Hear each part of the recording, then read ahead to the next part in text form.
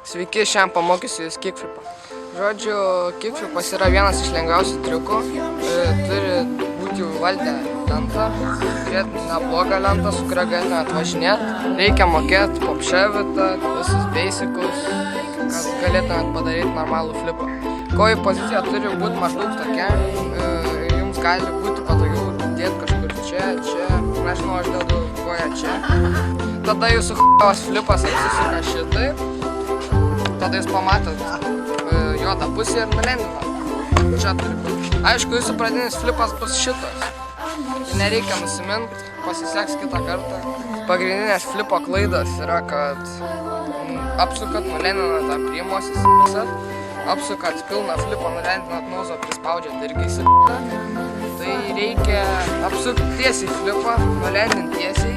Ir tada nuvažiuosi, čia reikia daug praktikos, iš pirmo karto nepavyks. Baigsis faceplantu. Flipus galima mėtyti nuo borto, nuo laiptų, nuo aukštų ledžų, nuo visur, kur tik įmanoma. Galite atvaryti Šiaulius, čia Saulės miestas, jūs maloniai pasitiks.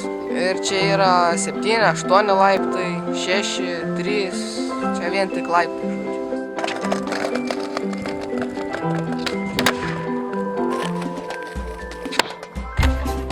Išmoksit flipą, galit mokintis sudėtingesnius flipus, varial flipą, frontside, backside, daug flipų, kuriuos galit išmokti ir sėkmės mokantis.